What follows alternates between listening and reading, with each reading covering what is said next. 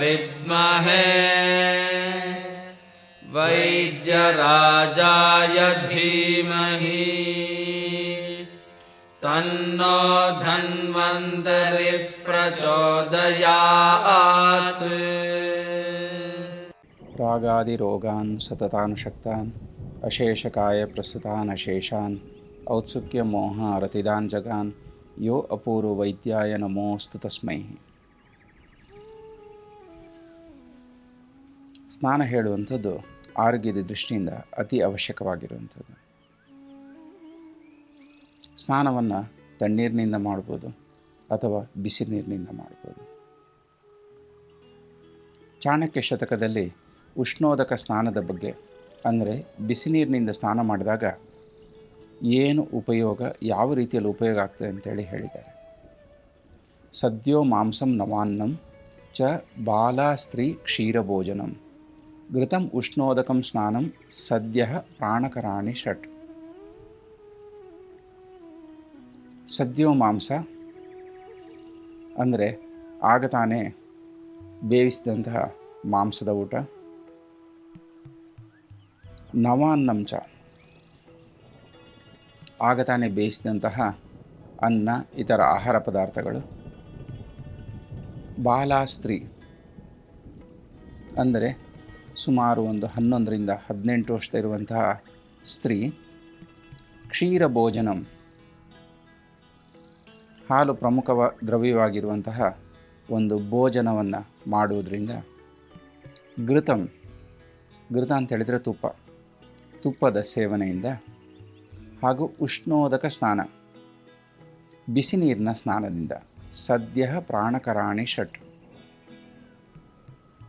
ಈ ಇಷ್ಟೊಂದು ವಿಷಯಗಳು ಯಾರು ಸೇವನೆಯನ್ನು ಮಾಡ್ತಾರೋ ಅವುಗಳಿಂದಾಗಿ ಸದ್ಯ ಪ್ರಾಣಕರಾಣಿ ಅಂದರೆ ತಕ್ಷಣವೇ ಒಂದು ಶಕ್ತಿ ಬರ್ತದೆ. ಇವುಗಳನ್ನು ಚಾಣಕ್ಯ ಶತಕದಲ್ಲಿ ಹೇಳಿದ್ದಾರೆ.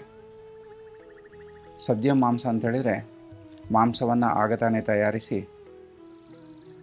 ಅಡುಗೆ ಮಾಡಿ ತುಂಬ ಸಮಯದವರೆಗೆ ಇಡಬಾರ್ದು. ತುಂಬ ಸಮಯದವರೆಗಿಟ್ಟರೆ ಅದು ಹಾಳಾಗ್ತದೆ. ಇಂತಹ ಒಂದು ಮೆಸೇಜನ್ನು ಈ ಶ್ಲೋಕದ ಮೂಲಕ ನೀಡಿದ್ದಾರೆ. ಅದನ್ನು ತಕ್ಷಣವೇ ಸೇವಿಸುವುದರಿಂದ. ಹಾಗೂ ನವಾನ್ನಂ, ನಿನ್ನೆ ಮಾಡಿದ ಆಹಾರ ಪದಾರ್ಥಗಳನ್ನು, ಮೊನ್ನೆ ಮಾಡಿದ ಆಹಾರ ಪದಾರ್ಥಗಳನ್ನು ಸೇವಿಸಬಾರ್ದು.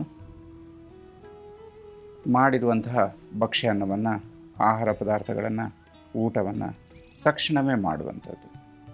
ಅದು ಹಳಸಿರಬಾರ್ದು. ಇದು ಸಹ ಒಂದು ತಕ್ಷಣವಾದ ಶಕ್ತಿಯನ್ನು ನೀಡುವಂಥದ್ದು, ಪುಷ್ಟಿಯನ್ನು ನೀಡುವಂಥದ್ದಾಗಿದೆ. ಬಾಲಾಸ್ತ್ರೀ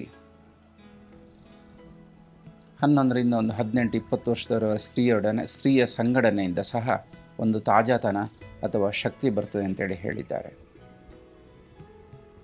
ಕ್ಷೀರ ಭೋಜನಂ, ಕ್ಷೀರ ಅಂತೇಳಿದರೆ ಹಾಲು. ಸಣ್ಣ ಹುಟ್ಟಿದ ಮಗುವಿನಿಂದ ಹಿಡಿದು ವೃದ್ಧಾವಸ್ಥೆವರೆಗೂ ಒಂದು ಸಾತ್ಮ್ಯವಾಗಿರುವಂಥ ಆಹಾರ ಪದಾರ್ಥ ಅಂತೇಳಿದರೆ ಕ್ಷೀರ ಅಥವಾ ಹಾಲಾಗಿದೆ. ಈ ಕ್ಷೀರ ಭೋಜನ ಅಥವಾ ಹಾಲನ್ನು ಸೇರಿಸಿ ಸೇವಿಸುವಂತಹ ಊಟ, ಇದು ಸಹ ಸದ್ಯ ಶಕ್ತಿ, ಸದ್ಯ ಪ್ರಾಣಕರಾಣಿ. ತಕ್ಷಣವೇ ಒಂದು ಉಲ್ಲಾಸತನವನ್ನು, ಶಕ್ತಿಯನ್ನು, ಮಾನಸಿಕ ಆಹ್ಲಾದತೆಯನ್ನು ನೀಡುವಂಥದ್ದಾಗಿದೆ. ಘೃತಂ ಅಂದರೆ ತುಪ್ಪದ ಸೇವನೆ.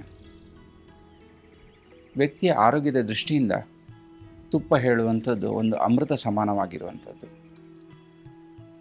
ತುಪ್ಪ ಸೇವನೆಯಿಂದ ಶರೀರದ ಘಟಕ ದ್ರವ್ಯಗಳು ಸರಿಯಾಗಿ ಪೋಷಣೆಯನ್ನು ಹೊಂದುತ್ತದೆ.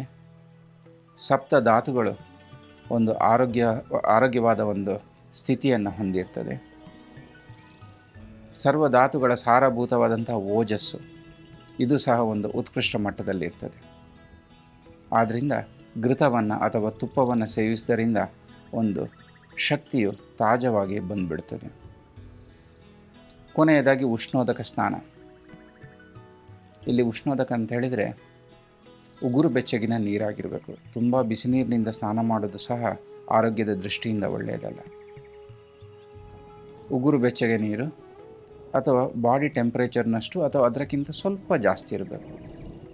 ಯಾರು ಈ ನೀರಿನಿಂದ, ಬಿಸಿ ನೀರಿನಿಂದ, ಉಗುರು ಬೆಚ್ಚಗಿನ ನೀರಿನಿಂದ ಸ್ನಾನ ಮಾಡ್ತಾರೋ ಅವರಲ್ಲಿ ಸಹ ಶಕ್ತಿಯು ತಕ್ಷಣ ಬರ್ತದೆ. ಈ ರೀತಿಯಾಗಿ ಈ 7 ವಿಧದ ವಿಷಯಗಳನ್ನು ಯಾರು ಸೇವಿಸ್ತಾರೋ ಅಂಥವರಲ್ಲಿ ತಕ್ಷಣವೇ ಒಂದು ತಾಜಾತನ, ಶಕ್ತಿ, ಒಂದು ಆರೋಗ್ಯದ ಸ್ಥಿತಿ ಬರ್ತದೆ.